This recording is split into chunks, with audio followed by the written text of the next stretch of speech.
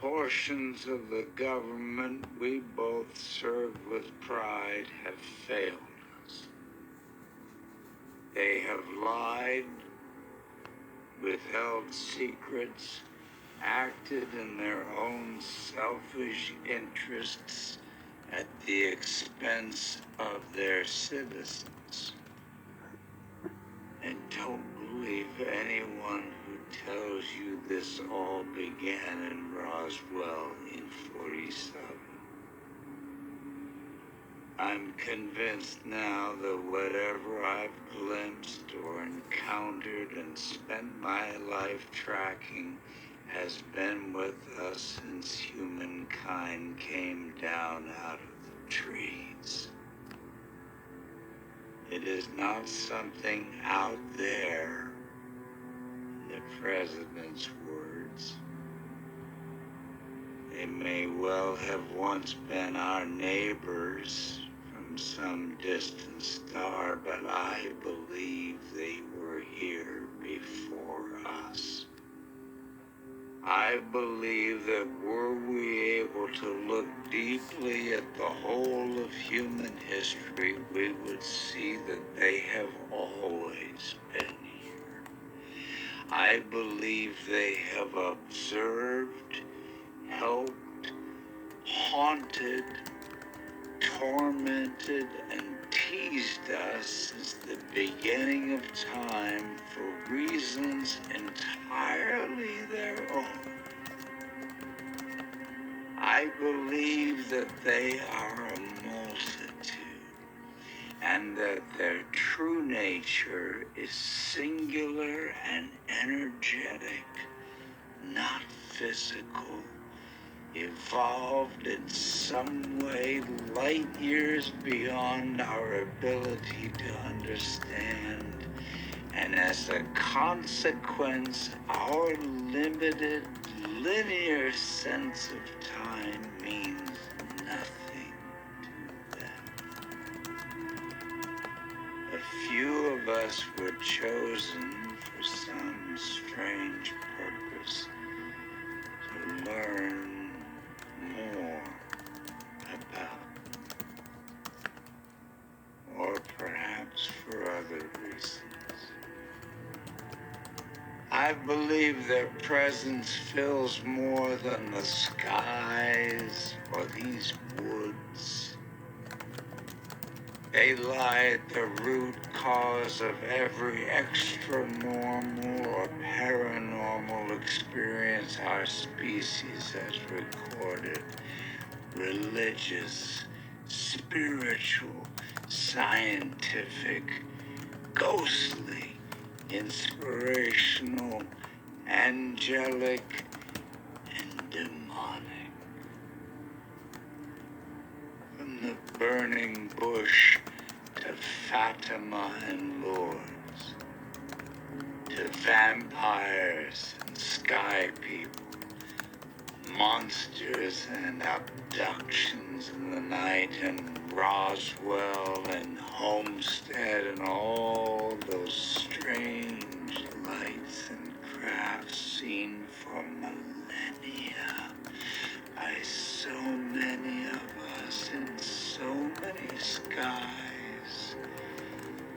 I believe all these phenomena that our puffed up egos and busy ant minds persist in trying to label, categorize, penetrate, and comprehend, all spring from this same uncanny source.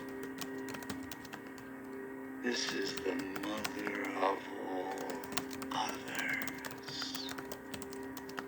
And were we ever able to set our eyes on its ultimate nature, we would find it as foreign, incomprehensible, and indifferent to us as ours would be to bacterial microbes swimming in a drop of water. These final truths you must never forget. We are utterly incapable of knowing their true intent, and their true intent may not be to wish us well. It may be that they're here to guide or even aid our evolution. It's equally possible we may matter no more to them than those random protozoa in our tap water do to us. In other words, by our meager moral definitions, they may be both good and evil. And those precious distinctions of ours mean nothing to them. There may be even a good and evil side at play here. And we, our human race, is the game.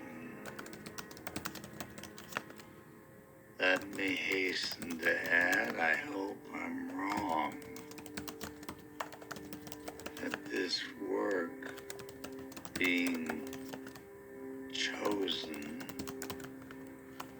has deranged me. But Garland, I fear that I am right,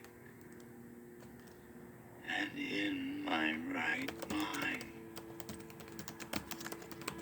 The owls may indeed not be what they seem, but still serve an imperative function.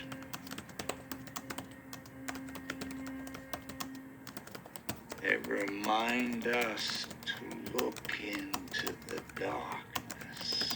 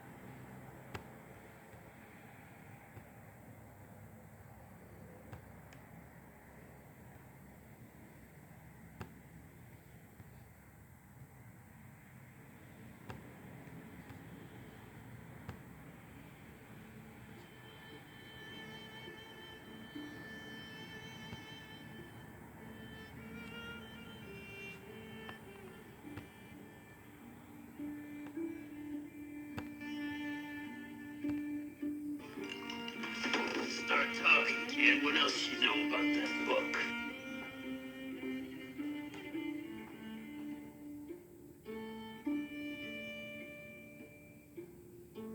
In 1947, the suspected Roswell crash brings gray aliens into our naive terrestrial bubble. The crash site, having immediate proximity to Trinity, the first nuclear bomb tests, connects our contact with Greys to the nuclear blasts. Such theories have been explored at length. Marty McFly is abducted by a UFO during an epic struggle to connect with Greys. The Greys enter his life at this innocently titled merchant blast from the past. The correlation is obvious when one recognizes that blast from the past refers to the blast from the past, the atomic bomb blasts at Trinity in New Mexico that catapulted mankind into the atomic age and instigated contact with the Greys. This first contact takes place in 1947. The chronological connection is unveiled by an albino vermin with a suspiciously pronounced presence during Marty's encounter of the Greys at the blast. Roger Rabbit is set in 1947. This being the year that Greys are discovered near the blast in Roswell, New Mexico. To solidify that 1947 is indeed being pointed to, we will note that Marty is directed to this information of Greys at the blast by this man, Charlie Fleischer. What did you just say? I said I wish I could go back to the beginning of the season. Put some money on the Cubbies.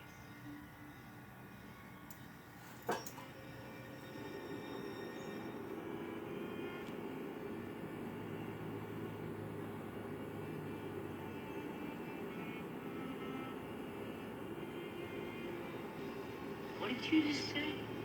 Fleischer, the actor, is the voice of Roger Rabbit, again taking place in 1947 along with the Roswell crash.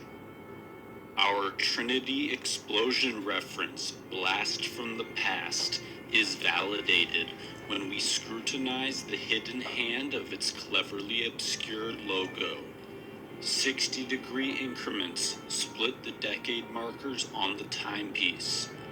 By drawing in the conveniently covered digits, we extrapolate the realization that the blast being referenced is indeed the Trinity explosion, as the hand points directly to 1945. The date of Trinity, couple 1945 with the accentuated word blast, and suddenly we see the light.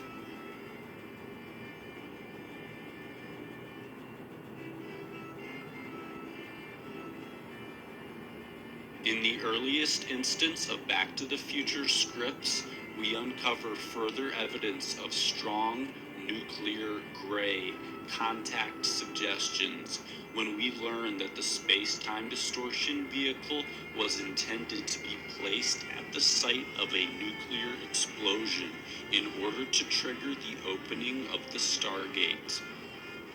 The time machine, as a mechanism for traversing dimensions, is synonymous with entering higher states and thus encountering higher life forms, or Greys.